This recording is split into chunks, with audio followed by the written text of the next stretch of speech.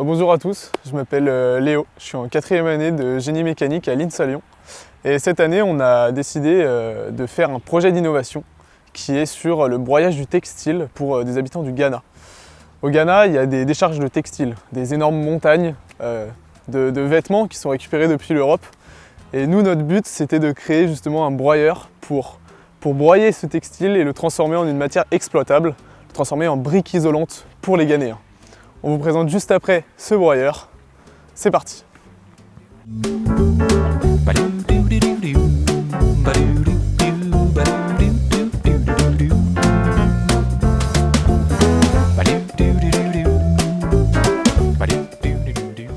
Mais avant d'arriver à cette étape-là, il a avant tout fallu faire donc la CAO du broyeur en adaptant donc cette CAO avec les composants standards disponibles au Fimitech et avec les composants standards que l'on pouvait trouver dans le commerce.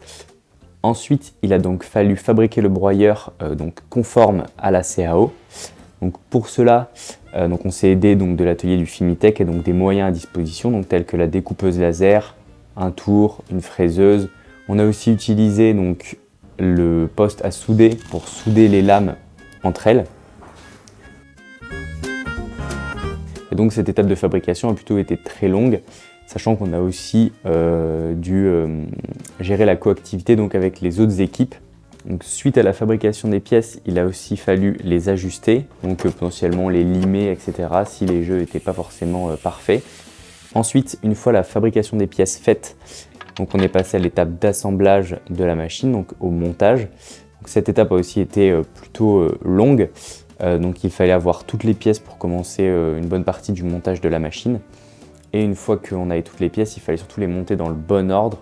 Parce que compte tenu du fait que c'est un broyeur et qu'il a des axes traversants, toutes les pièces doivent être montées sur les axes et donc doivent être montées dans le bon ordre.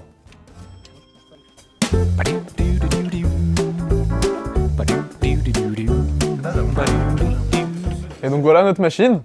Donc le broyeur à textile qu'on vous a parlé juste avant.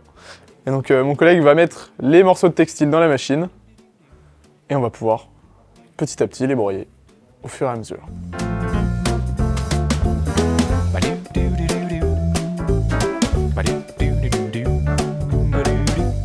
C'est un broyeur qui va s'intégrer donc sur une chaîne de production où il y aura donc aussi un malaxeur, donc une presse et donc avant ça potentiellement aussi un centre un petit peu de tri pour trier toutes les pièces métalliques potentiellement qu'il y a sur les vêtements.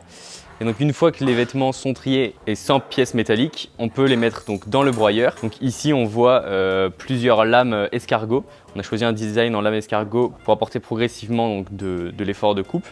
Et donc ici une boîte d'engrenage de transmission où donc il y a la possibilité d'être débrayable, ce qui permet soit d'avoir les lames qui vont tourner dans un sens opposé et donc de broyer le textile, soit d'avoir les lames qui tournent dans le même sens et donc d'avoir un mode entre guillemets de débourrage lorsque la machine n'est plus en capacité de broyer les vêtements. On a ici un réducteur d'un rapport de 1 centième, ce qui permet en entrée d'avoir une grande vitesse de rotation et un faible couple, pour en sortie avoir un couple très important et une faible vitesse de rotation, ce qui permet de broyer les vêtements le plus facilement possible. Un grand couple permet de broyer, de couper les vêtements sans grande difficulté. Et donc pour finir, on a réalisé une brique donc en addition du broyeur. Donc là avec des copeaux de vêtements qu'on a fait nous-mêmes, on a donc pu faire notre propre brique à partir d'un moule qu'on a aussi fait nous-mêmes en bois pour que ce moule soit rapidement faisable et rapidement utilisable pour pouvoir justement tester un premier prototype de brique.